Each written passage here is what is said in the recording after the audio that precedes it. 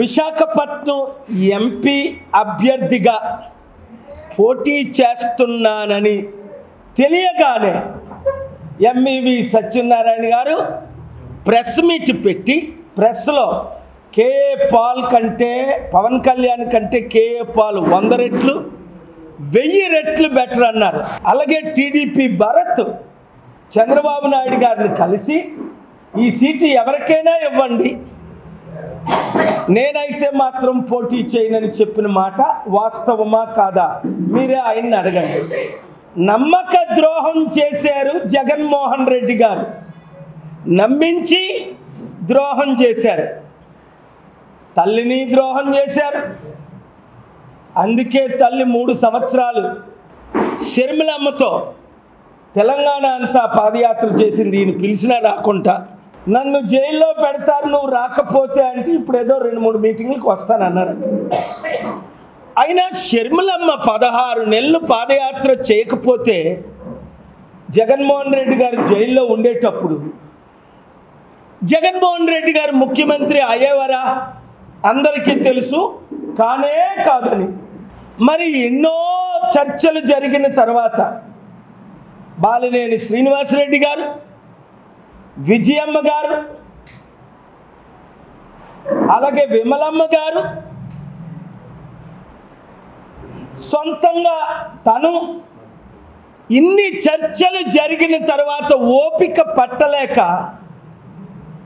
తండ్రిని ఎఫ్ఐఆర్లో చేర్చిన పార్టీలోనే తను చేరి పిసిసి పదవిని తీసుకొని జగన్మోహన్ రెడ్డికి సటైర్లు వేస్తూ చిత్తుగా ఓడించడానికి, చంద్రబాబుని గెలిపించడానికి లోకేష్కు కేక్ పంపించింది క్రిస్మస్.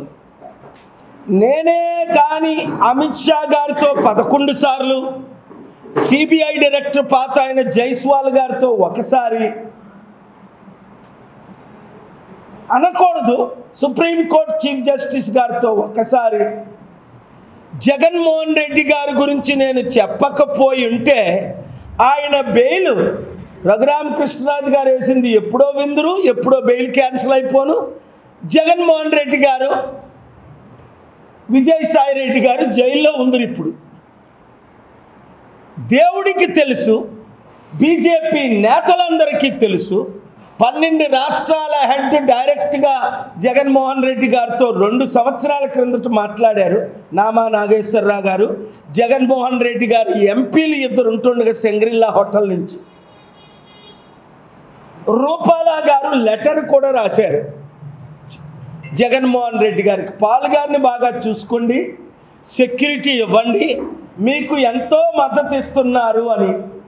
నేను ఎంపీగా గెలవడం ఖాయమని 4 లక్షల నిరుద్యోగులు విశాఖపట్నంలో, 2 లక్షల స్టీల్ ప్లాంట్ ఎంప్లాయీసు, 4,20,000 మంది క్రైస్తవులు, బడుగు బలహీన వర్గాలు తుమ్మడి బ్రదర్స్ అందరూ పార్టీలో చేరిపోయారు. 18 లక్షల్లో 12 లక్షల మంది కమిట్ అయ్యారు. మరి అది ఓటుగా మారాలి అంటే బూత్ కమిటీలు వేయాలి. మీ సహాయంతోనే నేను అది చేయగలను. మీడియా మిత్రులు నేను అడుగుతున్నాను, ఇంతవరకు 40 సంవత్సరాలు మీరు పుట్టిన నుంచి ఇప్పుడు వరకు ఈ ఎంఈవి సత్యనారాయణని, ఈ భరత్ ఫాదర్ని చూశారు. ఏం చేశారు మీ కొరకు నేను చెప్తా. ఈ విజయసాయి రెడ్డిలు మీ భూములన్నీ దోచుకున్నారు. మీ అంటే మన దోచుకున్నారా లేదా? కొండలు దోచుకున్నారు, గుట్టలు దోచుకున్నారు.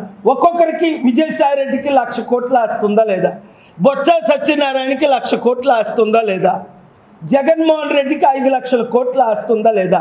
చంద్రబాబు నాయుడికి 5 లక్షల కోట్లు ఆస్తుందా లేదా? దమ్ముంటే నాతో డిబేట్కి రమ్మండి, ఫైల్ రివీల్ చేసి వాళ్ళ ముందే మాట్లాడతా, సిబిఐ ఎంక్వైరీ ఇస్తా, జైల్లో పెట్టిస్తా, గుండె గీసేస్తా. ఈ టీడీపీ, వైసీపీ, జనసేన, మోదీ తొత్తులకి మీరు ఓటేయించండి. సిగ్గు లేకపోతే, మానవత్వం లేకపోతే, మూర్ఖులైతే వాళ్ళు ఎందుకురా మనకి 3% ఉన్న వాళ్ళేనా మనం లేలాలి? ఎన్టీ రామారావు గారికి భారతరత్న ఇవ్వకపోవడమే పాపం. ఆయన కమ్మ అనే ఇవ్వలే, బ్రాహ్మణ అయి ఉంటే ఇచ్చేవారు. పివి నరసింహరావు గారి కొరకు నేను ఫైట్ ఇస్తే మీరు చూశారు, వాళ్ళు కొడుకు మనోడు డిసెంబర్ 23 పివి నరసింహ ఘాట్కి వచ్చి నన్ను కలిశారు. ఫైట్ ఇవ్వన్నారు. నేను భారతరత్న కొరకు అక్కడికక్కడే రూపాలా గారితో వారితో మాట్లాడించాను. మొన్న భారతరత్న ఇచ్చిన రోజుని పివి రావు గారని వాళ్ళ పెద్ద కొడుకు 70 సంవత్సరాల వయసు మొట్టమొదట నాకు థ్యాంక్స్ చెప్పాను. నేను మోదీ గవర్నమెంట్కి థ్యాంక్స్ చెప్పాను. వీళ్ళు బ్రాహ్మణులు, వీళ్ళు కమ్మాలు, వీళ్ళు రెడ్డి, కానీ రెడ్లే వెళ్ళాలా? అలాగని రేవంత్ రెడ్డినే ముఖ్యమంత్రి చేయమని ఒక్క ఓటు లెక్కించక ముందే ఎందుకన్నాను? ఆయన ఒక్కడే యోగ్యుడు తెలంగాణలో రెడ్డి అయినప్పటికీ. సో నేను రెడ్డిలకి వ్యతిరేకను కాదు, కమ్మాస్కి వ్యతిరేకను కాదు, కానీ 8% ఉన్న రెడ్లే కమ్మాలే మనం లేలాలా? మేము సిద్ధం అంటున్నారు ఆయన. రండి, మీరు సిద్ధమైతే నాతో యుద్ధానికి, శాంతియుతమైన యుద్ధం, మీ గోండాల్ని రౌడీల్ని పంపిస్తే నా బట్టలు నేను నొక్కితే మీరు జైలుకైనా వెళ్తారు, పైకైనా పోతారు. దానికి నేను జడవను. మే 2వ తారీఖు 2022లో మూర్ఖుడైన కేటీఆర్ నా మీద దాడి చేయించలేదు వాళ్ళ ఫ్రెండ్ అనిల్ రెడ్డితో. ఆ రోజు ఏం పలికాను మీరు లైవ్లు చూడలేదా? ఈరోజే నువ్వు పతనమైన రోజు కేసీఆర్ కేటీఆర్ అన్నా.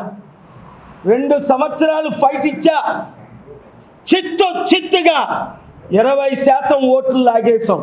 1% ఉన్న కాంగ్రెస్కి గెలిపించడానికి ఎవరు ప్రధాన కారణం? వైఎస్ షర్మిలాని చేర్చుకోకండి, ఆంధ్రుల పార్టీ అని మళ్ళీ గెలిచేస్తాను కేసీఆర్ అని నేనే ఆపా.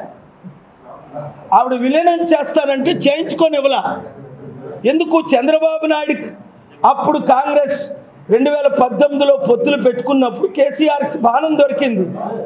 I'm a strategist, I know what to say and how to guide these politicians.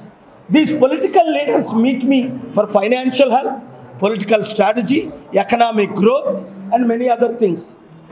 సర్వనాశనం చేసిన జగన్మోహన్ రెడ్డి కావాలా? సర్వంగా అభివృద్ధి చేయగలిగిన కేఏ పాల్ కావాలా? నువ్వు దయచేసి నేను నిలబడను అని అనౌన్స్ చేయి.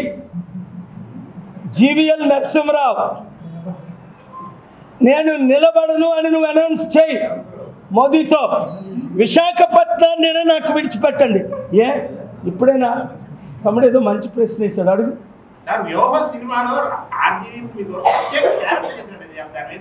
అబ్బా, నువ్వు మళ్ళీ ఆర్జీవ్ అంటావేట ఆయన రోడ్ల మీద పడిస్తే. కమ్మ రాజ్యంలో కడప రెడ్లు సినిమా పెట్టి 200 కోట్లు సంపాదించాలని చూశాడు. నా సాంగ్ పెట్టి ముగించేవా లేదా? నా పంచులు ఆర్జీవీకి బాగా తెలుసు, మరి నాతో పెట్టుకోడు. ఆయనతో మనకు అనవసరం. ఆయన ఎన్ని సినిమాలు తీసినా ఎవడు గెలిచేది లేదు. మీరు మంచి క్యాండిడేట్లు. ఈ శనివారం ఫిబ్రవరి 17వ తారీఖు సాయంత్రం 6 గంటలకు 175 నియోజకవర్గాల నుంచి టికెట్లు రాని 150 మంది జనసేన కార్యకర్తలు, నాయకులు, టికెట్ రాని టీడీపీ, వైసీపీ వాళ్ళు మాతో టచ్లో ఉన్నారు. మరలా బొత్స ఝాన్సీని ఇక్కడ ఎందుకు దించడం? దించగా విజయనగరం అంతా దోచేసుకున్నా. బొత్స సత్యనారాయణ, బొత్స ఝాన్సీని దిగితే నా పంచులు తట్టుకోగలవా? బొత్స, నువ్వు ఆడపిల్లవని వదులుతాను అనుకున్నావా? నీ చిట్ట అంతా లాగేస్తా. ఎక్కడెక్కడ భూములు దోచుకున్నావు, ఎక్కడెక్కడ కంపెనీలు పెట్టావు, ఎక్కడెక్కడ బ్లాక్ మనీ దాచుకున్నావు, లాగమంటావా? పాలన రావాలి, పాలన మారాలి అని అందరూ కోరుకుంటున్నారు. నేను విశాఖపట్నం ఎంపీ అవ్వగానే 100 రోజుల్లో అభివృద్ధి ఆరంభిస్తాను.